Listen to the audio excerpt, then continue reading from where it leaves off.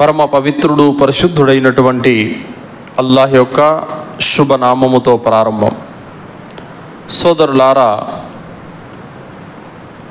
ఔలియాల పట్ల నిజమైన ప్రేమ ఎలా ఉండాలి? అసలు ఔలియాలంటే ఎవరు? దీని గురించి తప్పనిసరిగా ప్రతి ముస్లిం పురుషుడికి, ప్రతి ముస్లిం స్త్రీకి జ్ఞానం ఉండాలి. ఎందుకంటే ఔలియా అని ఎవరిని అంటారో, ఎవరిని ఔలియాగా భావించాలో, ఎవరు ఔలియా కారో అర్థం కానటువంటి పరిస్థితిలో, అయోమయ స్థితిలో ముస్లిములు చాలామంది ఉన్నారు.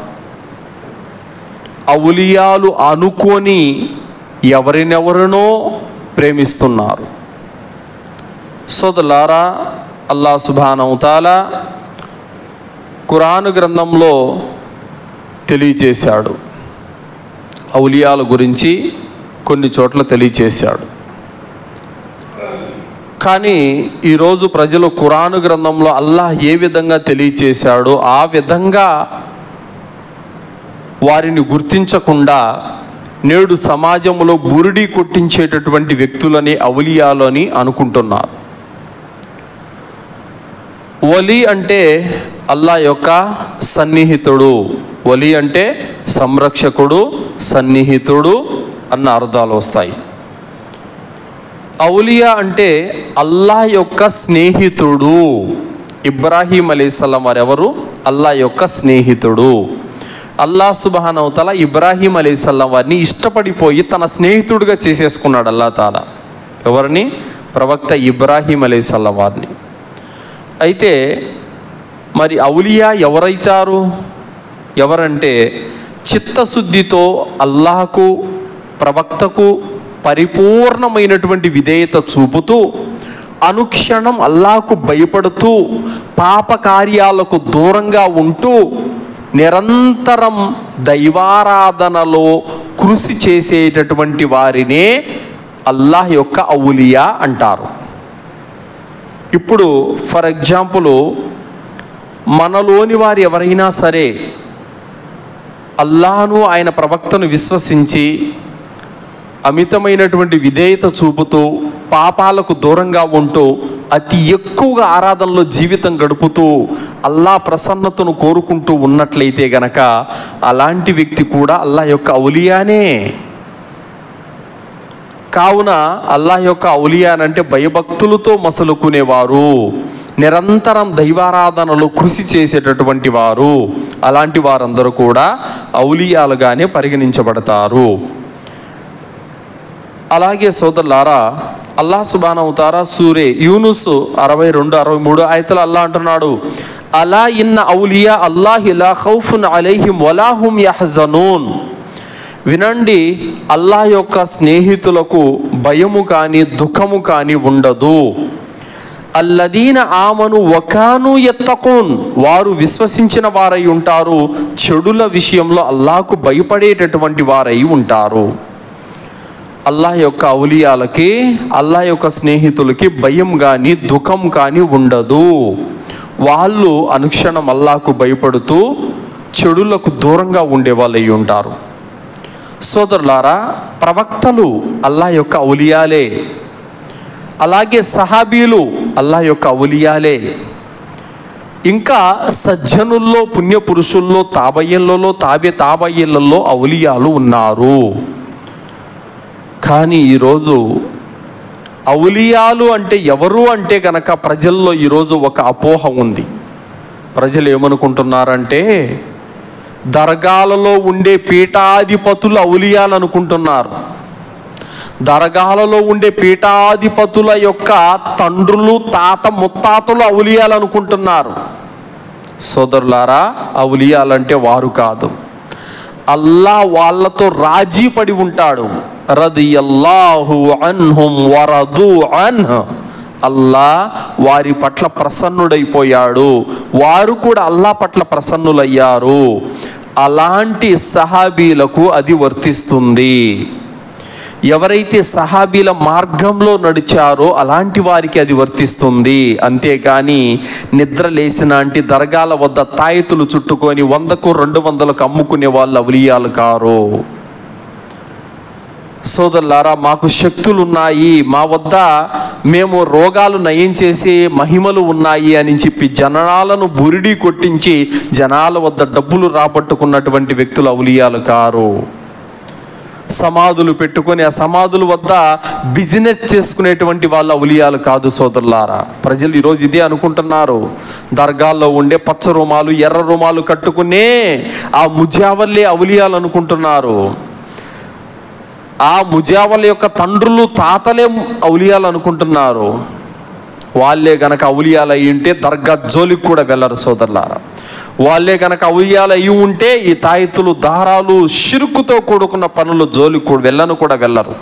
అందుకే అల్లాహ్ తాలా ఏమంటున్నాడు, అల్లదీన ఆమను వకాను యత్తఖూన్, వారు విశ్వసించిన వారై ఉంటారు, చెడుల విషయంలో అల్లాహ్కు భయపడే వారై ఉంటారు.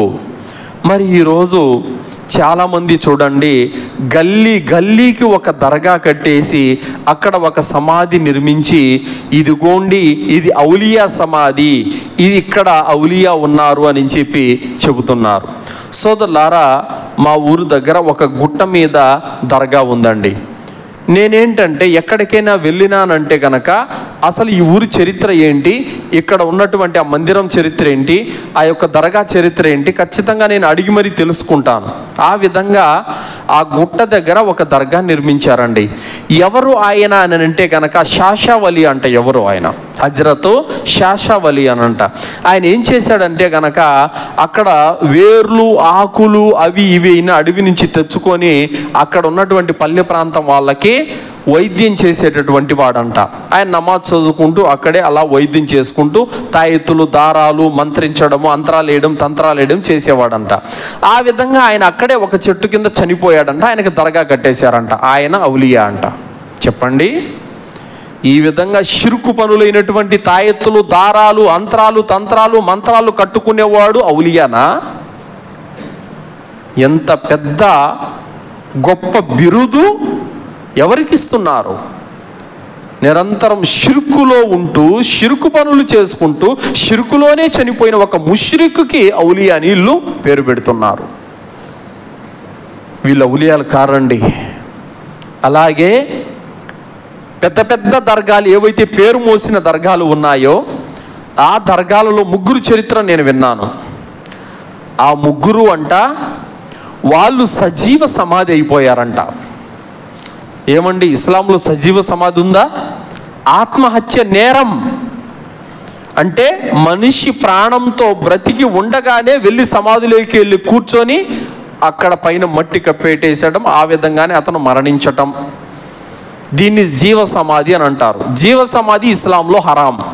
మరి ఇస్లాంలో ఆత్మహత్య ఘోరమైనటువంటి పాపంగా పేర్కొనబడింది కదా.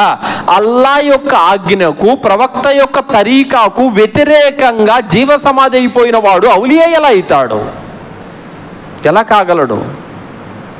అలాంటి వారు కూడా ఔలియాలు కారు. ఎవరైతే సజీవ సమాధి అయిపోయారో వాళ్ళు ఖురాన్ హదీసులకు ప్రవక్త తరీకాకు సహాబాల యొక్క తరీకాకు వ్యతిరేకంగా నడుచుకున్నటువంటి వారే కానీ అలాంటి వారు ఔలియాలు కారు. సోదరులారా, అలాగే ఇంకా అంటున్నారు, వాళ్ళు దేశాలు దాటుకొని వచ్చి ఖండాలు దాటుకొని వచ్చి సముద్రాలు దాటుకొని వచ్చి మన దేశంలో ఇస్లాం ధర్మాన్ని వ్యాపింపజేశారు. అలాంటి వారికి మొక్కితే తప్పేంటి, అలాంటి వారి సమాధుల వద్ద సజ్దా చేస్తే తప్పేంటి అనేటటువంటి మాటలు కూడా వాదిస్తున్నారు. సోదరులారా, వాళ్ళు ఇస్లాం ధర్మాన్ని వ్యాపింప చేయటానికి మన దేశంలోకి వచ్చిన మాట వాస్తవమే. అయితే వారి పట్ల అభిమానాన్ని కలిగి ఉండండి, వారి పట్ల ప్రేమను కలిగి ఉండండి, వారి కోసం దువా చేయండి, సరిపోతుంది. కానీ వాళ్ళు ఇస్లాం ధర్మాన్ని వ్యాపింప చేయడానికి వచ్చారు కాదా అని చెప్పి అల్లాహకు చేయవలసిన సజ్దా వాళ్ళు సమాధుల వద్ద చేసే అనుమతి మీకు ఎవరిచ్చారు? అల్లా వద్ద చేయవలసినటువంటి రుకు ఆ సమాధుల వద్ద చేసే అనుమతి మీకు ఎవరిచ్చారు? కాబతుల్లా దగ్గర తవాఫ్ చేయాల్సినటువంటి ఆ ప్రదక్షిణలు సమాధి చుట్టూ ప్రదక్షిణలు చేసే అనుమతి మీకు ఎవరిచ్చారు? అంటే ఇస్లాం ధర్మాన్ని వ్యాపింప చేయడానికి వచ్చారని ఇస్లాంలో అతి ఘోరమైనటువంటి పాపమైన షిర్కుకు మీరు పాల్పడతారా? తప్పు కదా ఇది. సూర్యుడు ఉన్నాడు, నిద్ర లేచినాంటి మనకు వెలుతురునిస్తూ ఉంటాడు, సూర్యరశ్మినిస్తూ ఉంటాడు, అందుకని సూర్యునికి సజ్దా చేయాలా? చంద్రుడున్నాడు, చల్లదానాన్ని ఇస్తూ ఉన్నాడు ప్రతిరోజు మనకి, మన జీవితానికి ఎంతో అతి ముఖ్యమైనటువంటి పాత్ర పోషిస్తున్నాడు, అందుకని అల్లాని విడిచిపెట్టి చంద్రుడిని మొక్కాలా? చెట్లు ఉన్నాయి, నదులున్నాయి, పర్వతాలు ఉన్నాయి, ఇలా మనకు ఎన్నో అవసరాలు తీర్చే వస్తువులు ఉన్నాయి, అవి మనకు ఈ విధంగా సహాయపడుతున్నాయని చెప్పి అల్లాహకు చేయాల్సిన ఆరాధన వాటికి చేస్తామా? కావున అర్థం చేసుకోవాలి, నిజంగా వాళ్ళు ధర్మాన్ని తీసుకుని వచ్చారు, భారతదేశంలో ధర్మాన్ని వ్యాపింప చేశారు, వాళ్ళ కృషి దానికి తగిన ప్రతిఫలం అల్లా వద్ద ఉంటుంది. మీరు సజ్దా చేయాలని వాళ్ళు కోరుకుంటున్నారా? మీరు అక్కడ దువాలు చేయాలని, మీరు అక్కడ ప్రదక్షిణలు చేయాలని వాళ్ళు ఏమైనా కోరుకున్నారా? లేదండి. కావున ఈరోజు ఔలియాల పేరుతో వీధి వీధికి ఒక దర్గా కట్టేశారు, చెట్టు దగ్గర ఒక జెండా కట్టేశారు, ఇవన్నీ ఔలియాలే అని చెప్పేసి అని అంటున్నారు. అడుక్కుంటూ చనిపోయిన వాడు ఔలియానే, దారాలు తాయితులు కట్టుకుంటూ చనిపోయిన వాడు ఔలియానే, గుట్కాలు ఫానుపరాకులు నములుతూ చెడు అలవాట్లతో చనిపోయిన వాడు ఔలియానే. వీళ్ళ దృష్టిలో ప్రవక్తలు ఔలియాలు, సహాబీలు ఔలియాలు, పుణ్యపురుషులు ఔలియాలు. అల్హమ్దులిల్లా. నిద్ర లేచినాంటి సమాధుల చుట్టూ తిరుగుతూ తాయెత్తులు దారాలు కట్టుకుంటూ ధర్మాన్ని వ్యాపారంగా మార్చుకొని పచ్చ రుమాలు ఎర్ర రుమాలు కట్టుకొని అంతరాలు తంత్రాలు వేసుకునే వీళ్ళు ఔలియాలు ఎలా అవుతారు? కావున సోదరులారా, ఔలియాలు అంటే ఎవరు అన్నటువంటి విషయాన్ని మనం గుర్తుపెట్టుకోవాలి. ఔలియాలు షిర్కు జోలికి వెళ్ళరు, ఔలియాలు బిదాతు జోలికి వెళ్ళరు, ఈ దర్గాలు సమాధుల జోలికి అసలే వెళ్ళరు. కావున వీళ్ళు మేమే ఔలియాలమని చెప్పుకుంటున్నటువంటి దౌర్భాగ్యులు ఉన్నారు, మా తాత తండ్రులు కూడా ఔలియాలే అని చెప్పుకునేటువంటి దౌర్భాగ్యులు కూడా ఉన్నారు. కావున అలాంటి వారి మాటలను విశ్వసించకండి.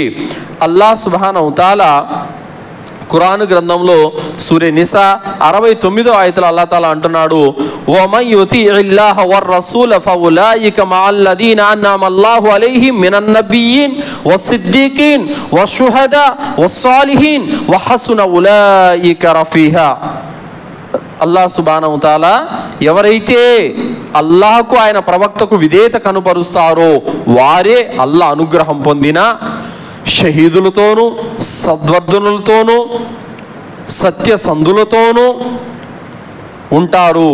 వీళ్ళు ఎంతో అదృష్టవంతులు, అల్లా యొక్క సన్నిహితులు అని చెప్పడం జరిగింది సోదరులారా.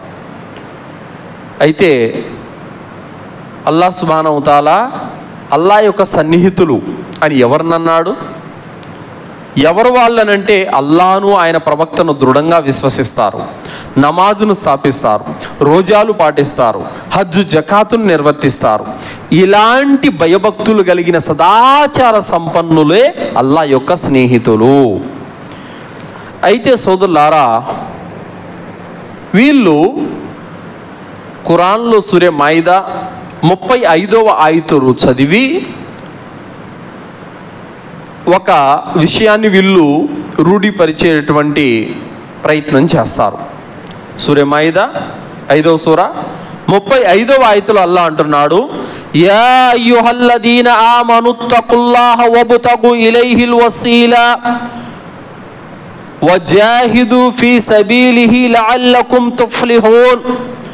ఓ విశ్వసించిన ప్రజలారా, మీరు అల్లాహకు భయపడండి, అల్లాహ్ సామీప్యాన్ని వెతకండి, ఆయన మార్గంలో యుద్ధ ప్రాతిపదికన కృషి సలపండి, ఇలాంటి వారే సాఫల్యం పొందుతారు అని అల్లాహ్ చెప్పాడు.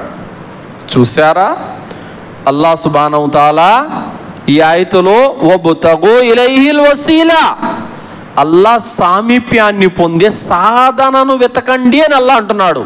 అందుకే మేము ఔలియాల సమాధుల దగ్గర ఇవన్నీ చేస్తున్నాము అంటారు. అల్లా సామీప్యాన్ని పొందడం అంటే ఏంటండి? అల్లా సామీప్యాన్ని పొందటం అంటే ఏమిటి? అల్లాను ప్రసన్నుణ్ణి చేసుకోవటం, అల్లాను రాజీపరుచుకోవటం, అల్లా ఇష్టపడే కార్యాలు చేయటం. బిలాల్ రదియల్లాహు అన్హు వారు ఉజూ పోయినటువంటి ప్రతిసారి కొత్తగా ఉజూ చేసేవారు. ఉజూ చేసిన ప్రతిసారి 2 రకాతులు తహియతుల్ మజీదు, తహియతుల్ ఉజూ నమాజ్ చేసేవారు. ఉజూ పోయిన ప్రతిసారి కొత్తగా ఉజూ చేసుకునేవారు. ఉజూ చేసిన ప్రతిసారి తహియతుల్ ఉజూ నమాజు చేసేవారు 2 రకాతులు. ఈ సత్కార్యం వల్ల, ఈ పుణ్యకార్యం వల్ల ఆయన జన్నతులో ఉన్నట్టుగా ప్రవక్త సల్లల్లాహు అలైహి వసల్లం వారు చూశారు. అల్లా ఎవరికైనా జన్నత్ ఇస్తున్నాడంటే అర్థమేమని? అతనితో రాజీ పడిపోయాడని అర్థం, అతనితో ఇష్టపడిపోయాడని అర్థం. మరి బిలాల్ రదియల్లాహు అన్హు వారిని ఏ కారణంగా అల్లా సుబ్హానహు వ తఆలా ఇష్టపడి జన్నత్ ఇచ్చాడండి? ఆయన చేసిన సత్కార్యం ద్వారా అల్లా ఆయనకు జన్నత్ ఇచ్చాడు. ఆయన చేసిన ఒక పుణ్యకార్యం ద్వారా అల్లా జన్నత్ ఇచ్చాడు. అంతేకాని బిలాల్ రదియల్లాహు అన్హు వారు ఏ ప్రవక్త సమాధి వద్దకో వెళ్ళిపోయి ఆయన రుకులు, దువాలు, సజ్దాలు, ప్రదక్షిణలు చేస్తే ఆయన జన్నత్ ఇవ్వలేదు. సత్కార్యం చేస్తే జన్నత్ ఇచ్చాడు. అలాగే ఉస్మాన్ బిన్ అఫ్ఫాన్ రదియల్లాహు అన్హు వారు జంగే తబూకులో 300 ఒంటెలను దానం చేశారు. 50 గుర్రాలను, 1000 దినార్ల డబ్బును ఆయన ఆ యుద్ధం కోసము ఖర్చు చేశారు. ప్రవక్త ముహమ్మద్ సల్లల్లాహు అలైహి వసల్లం వారు ఉస్మాన్ రదియల్లాహు అన్హు వారికి జన్నతు శుభవార్త ఇచ్చాడు. అలాగే అబ్దుర్రహ్మాన్ బిన్ ఔఫ్ రదియల్లాహు అన్హు వారు కూడా అమితమైనటువంటి దాన ధర్మాలు చేశారు. ఆ దాన ధర్మాలను అల్లా స్వీకరించే జన్నతు శుభవార్త ఇచ్చాడు.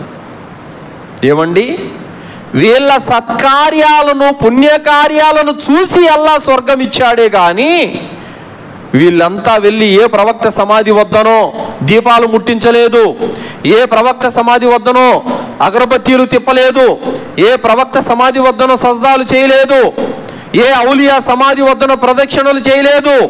అందుకు కాదు వీళ్ళకి జన్నత్ వచ్చింది, వీళ్ళు చేసిన పుణ్యకార్యాలను బట్టి వీళ్ళకు జన్నత్ వచ్చింది. అర్థమైందా? అల్లా సామీప్యాన్ని పొందే సాధన వెతకండి అంటే అల్లా ఇష్టపడే పుణ్యకార్యాలు చేసి అల్లాను రాజీపరుచుకోవటం, ఇది ఈ ఆయతు యొక్క అర్థం. అంతేగాని సత్కార్యాలు చేయకుండా, పుణ్యకార్యాలు చేయకుండా, నిద్ర లేచినాంటి సమాధులు చుట్టూ తిరుగుతూ తాయెత్తులు, దారాలు కట్టుకొని అంతరాలు, తంత్రాలు, మంత్రాలని నమ్ముకుంటే ఇది దైవ సామీప్యాన్ని పొందటమా? ఇది సత్కార్యమా? సోదరులారా, అల్లా మార్గంలో యుద్ధ ప్రాతిపదికన కృతి సలపండి అని అంటే అర్థం ఏమిటి? పాదాలు వాచిపోయేలా నమాజులు చదివి వాళ్ళు అల్లాను రాజీపరుచుకున్నారండి. ఫర్జు రోజాలే కాదు, నఫిల్ రోజాలు కూడా పాటించి వాళ్ళు అల్లాను ప్రసన్నుని చేసుకున్నారండి. డబ్బు లేకపోయినా, కటిక పేదరికంలో బ్రతుకుతున్నప్పటికీ కూడా ఆకలంటూ వచ్చిన వాడికి అన్నం పెట్టి వాళ్ళు అల్లాను రాజీపరుచుకున్నారండి. ప్రాణాలను సైతం లెక్క చెయ్యకుండా అల్లా మార్గంలో కథన రంగంలో దిగి షహీదులైపోయి వాళ్ళు అల్లాను రాజీపరుచుకున్నారండి. ఆ విధంగా సహాబీలకు జన్నత్ వచ్చింది. ఆ విధంగా వాళ్ళు దైవ మార్గంలో కృషి సలిపారే కానీ మీ మాదిరిగా నిద్ర లేచినట్టు దర్గాల చుట్టూ తిరుగుతూ ఇది దైవ మార్గంలో వెళ్ళటము, ఈ విధంగా దైవాన్ని రాజీపరుచుకోవటం అని ఏ ఒక్క సహాబీ జీవితంలో కూడా మీకు కనబడదు. కావున ఈరోజు ఎవరైతే మేము ఔలియాల సమాధుల వద్ద తిరుగుతున్నాము, ఆరాధనలు చేస్తున్నాము, దీనికి గాను మాకు జన్నత్ వస్తుందని ఎవరైనా అంటే ఇది మార్గభ్రష్టత తప్ప మరి ఏమీ కాదు సోదరులా. సహాబీలు ఇలా ఎన్నడూ చేయలేదు. సరే, మీకు ఔలియాలంటే ప్రేమ ఉంది కదా, మరేం చేయాలి? ఔలియాలు తమ ఉన్న ప్రాంతాన్ని వదిలిపెట్టేసి దేశాలకు వెళ్ళిపోయి ఇస్లాం ధర్మాన్ని వ్యాపింపజేశారు. మీరు కూడా అలాగే చెయ్యండి. ధర్మ జ్ఞానం నేర్చుకోండి, ఖురాన్ హదీసులు నేర్చుకొని ఔలియాలు ఏ విధంగానైతే ధర్మ ప్రచారం చేశారో మీరు కూడా ఇల్లు వాకిలు వదిలిపెట్టి వెళ్ళిపోయి ధర్మ ప్రచారం చేయండి. ఇది ఔలియాలను అనుసరించటం అంటే. వాళ్ళు ఏ పనులైతే చేసి అల్లాను రాజీపరుచుకున్నారో ఆ పనులు మీరు చెయ్యకుండా వాళ్ళ సమాధుల వద్ద కూర్చొని అధర్మ కార్యాలు చేసుకుంటూ ఉంటే మీకు జన్నత్ వస్తుందని మీరు భ్రమపడుతున్నారా? ఎలా వస్తుంది? కావున మీకు నిజంగా ఔలియాలంటే ప్రేమ ఉంటే ఔలియాలు అల్లా మార్గంలో పని చేశారు, మీరు కూడా అల్లా మార్గంలో పని చెయ్యండి. ఔలియాలు ధన ప్రాణాలను కూడా అల్లా మార్గంలో ఖర్చు పెట్టారు, మీరు కూడా ఖర్చు పెట్టండి. వారు 5 పూట్ల నమాజులు చేసేవారు, మీరు కూడా నమాజు చెయ్యండి. వారు రంజాన్లు రోజాలు పెట్టేవారు, హజ్జు ఉమ్రాలు చేసేవారు, జకాతులు సదకాలు చేసేవాళ్ళు, మీరు కూడా అలా చెయ్యండి. ఔలియాలంటే నిజమైన ప్రేమ ఉంటే వాళ్ళ అడుగు జాడల్లో నడవాలి, వాళ్ళు చేసిన కార్యాలు మనం చెయ్యాలి. ఎందుకు? సహాబీల విధానం ఇదే. ప్రవక్త ముహమ్మద్ సల్లల్లాహు అలైహి వసల్లం వారు కూడా అల్లా యొక్క ఔలియానే. మరి సహాబీలు ప్రవక్త సల్లల్లాహు అలైహి వసల్లం వారి మరణానంతరము ప్రవక్త ఏ విషయాలనైతే నేర్పారో వాటిని పాటించారు, ప్రపంచ దేశాలకు చేరవేశారు. అంతేగాని మీ మాదిరిగా ప్రవక్త సమాధి వద్ద కూర్చొని అగరబత్తీలు తిప్పడము, ప్రదక్షిణలు చేయడము, దీపాలు ముట్టించడము, ముద్దులు పెట్టుకోవడము, అంతరాలు తంత్రాలు కట్టుకోవడము, నెమిలీకలు పట్టుకొని పొగేసుకోవడము, ఇలాంటి పనులు వాళ్ళు ఎప్పుడు చేయలేదు. ప్రవక్త ఏదైతే ఆదేశించి వెళ్ళారో ఆ ఆదేశాన్ని వాళ్ళు ప్రపంచ దేశాలకు చేరవేయటానికి బయలుదేరారు.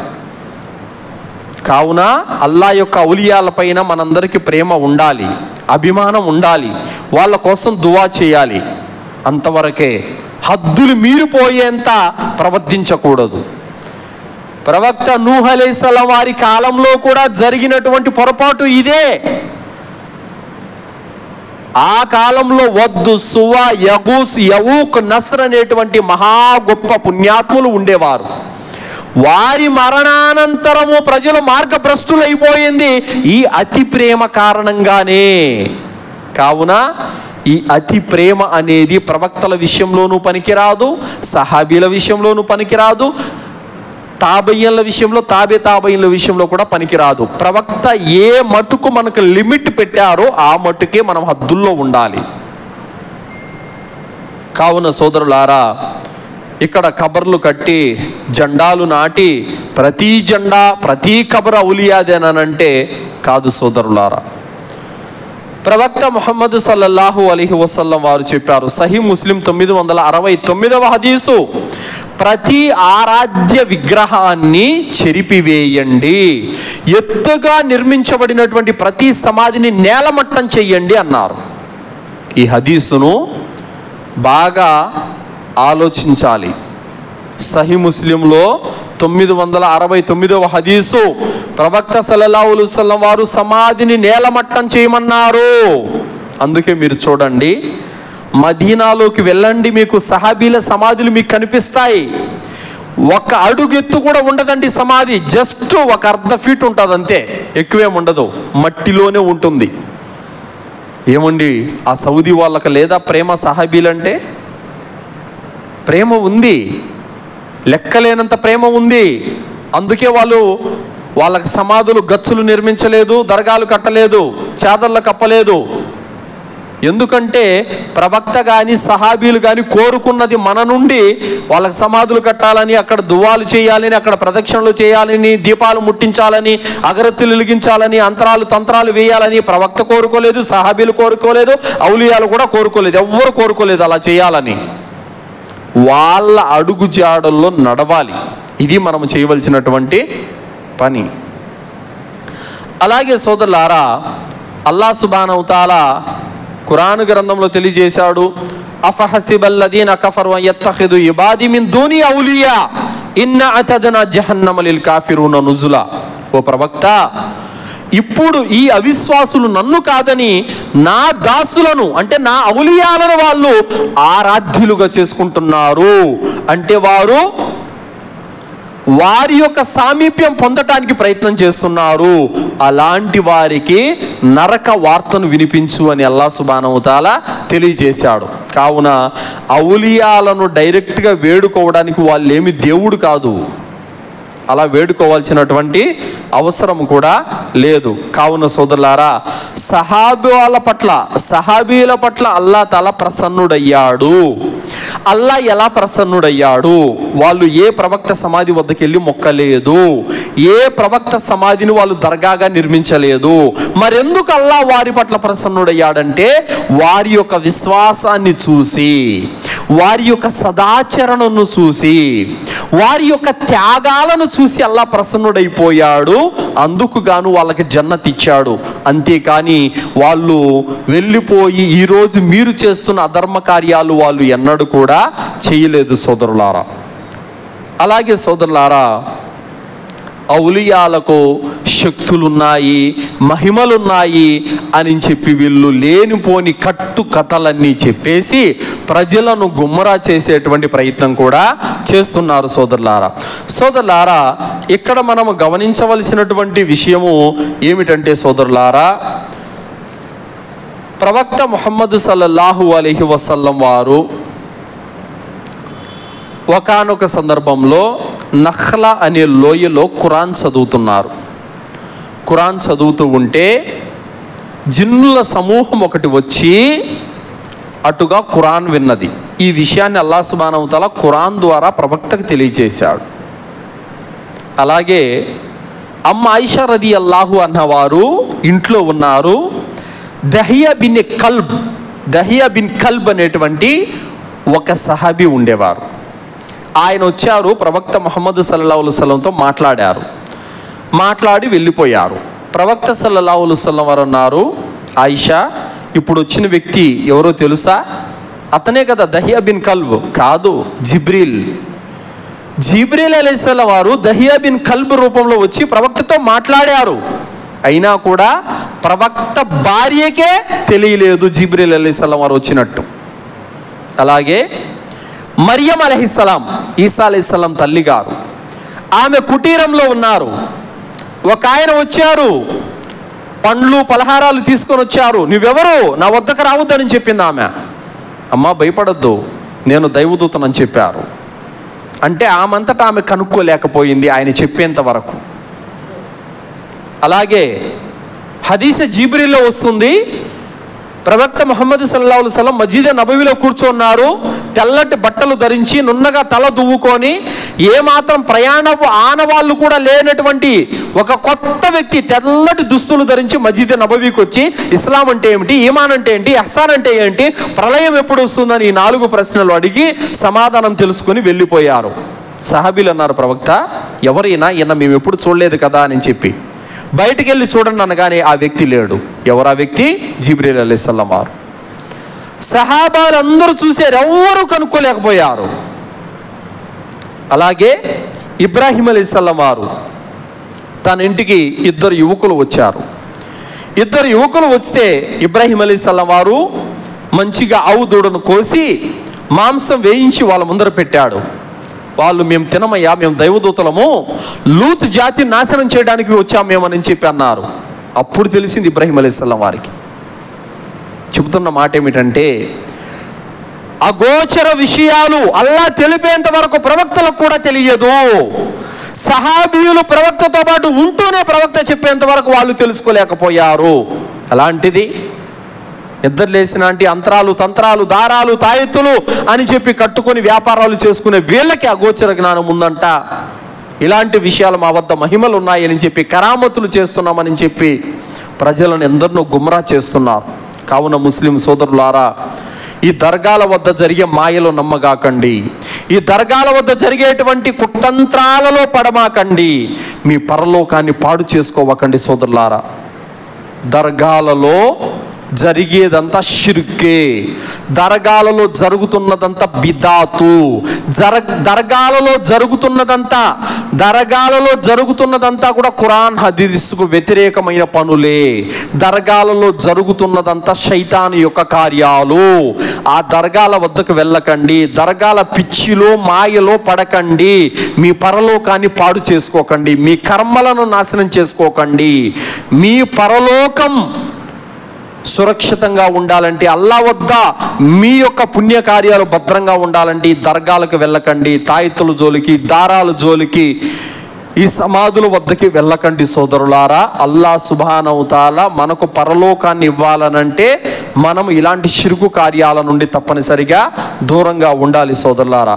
అల్లా సుబ్హానహు తాలా సూరే తౌబాలో 100వ ఆయతలు తెలియజేశారు. ఎవరైతే ప్రథమంగా అల్లాహను విశ్వసించారో వారు మరియు వారితో పాటు ఇస్లాం స్వీకరించిన అన్సార్లు వీళ్ళందరి పట్ల కూడా అల్లా సుబ్హానహు తాలా రాజీ అయిపోయాడు. అల్లా వీళ్ళ పట్ల ప్రసన్నుడైపోయి అల్లా తాలా అలాంటి వారికి పారే నదులు సెలయేళ్ళు కలిగిన స్వర్గ శుభవార్తనిచ్చాడు అల్లా సుబ్హానహు తాలా. కాబట్టి ఏ ఒక్క ప్రవక్త కూడా ఈ దర్గాల జోలికి వెళ్ళలేదు, ఏ ఒక్క సహాబీ కూడా ఈ దర్గాల జోలికి వెళ్ళలేదు, ఏ ఒక్క తాబయిన్ కూడా ఈ దర్గాల జోలికి వెళ్ళలేదు, ఏ ఒక్క తాబయిన్ కూడా ఈ దర్గాల జోలికి వెళ్ళలేదు. ప్రవక్త జీవితంలో కానీ, సహాబీల జీవితంలో కానీ, తాబయిన్ల జీవితంలో కానీ దర్గా అన్న ప్రస్తావన కూడా మీకు కనబడదు. వాళ్ళు ఏ సమాధి వద్దకు వెళ్ళి, ఏ ఔలియా సమాధి వద్దకు వెళ్ళి కూడా అధర్మ కార్యాలు చెయ్యలేదు. ఈ రోజు వీళ్ళు ఔలియాల యొక్క సమాధుల వద్ద అధర్మ కార్యాలు చేస్తున్నారు. వీళ్ళు రేపు అల్లాహ్ దగ్గర ఘోరంగా నష్టపోతారు. కావున ధర్మాన్ని వ్యాపారంగా మార్చుకొని ప్రజలను భ్రష్టు పట్టిస్తున్నటువంటి ఇలాంటి వారి యొక్క మాటలు వినకండి. కావున సోదరులారా, ఔలియాల పట్ల మనకు ప్రేమ ఉండాలి, అభిమానం ఉండాలి. ఆ అభిమానం, ప్రేమ ఎక్కడి వరకు ఉండాలంటే ప్రవక్త ఎక్కడి వరకు అయితే చెప్పారో అక్కడ వరకే ఉండాలి.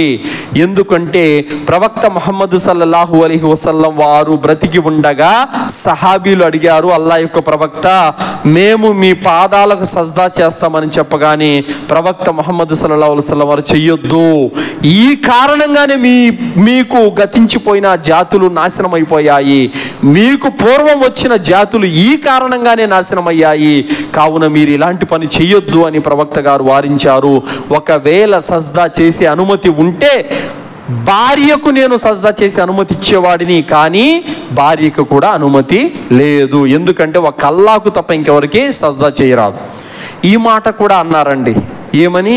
మరి ఆదం అలైహిస్సలాం వారికి సజ్దా చేయమని అల్లానే చెప్పాడు కదా, ఎందుకు చెప్పాడు అని.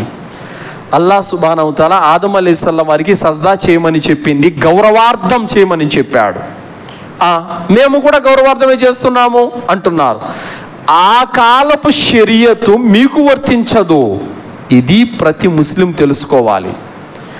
ఆ కాలం నాటి షరియతు ప్రవక్త ముహమ్మద్ సల్లల్లాహు అలైహి వసల్లం ఉమ్మతుకు వర్తించదు. ఇప్పుడు షరియతు మారిపోయింది. కావున అప్పుడు యూసుఫ్ అలైహిస్సలాం వారికి కూడా అన్నదమ్ములు, తల్లిదండ్రులు అందరూ సజ్దా చేశారు. ఆ కాలం షరియత్ అప్పుడు చెల్లింది.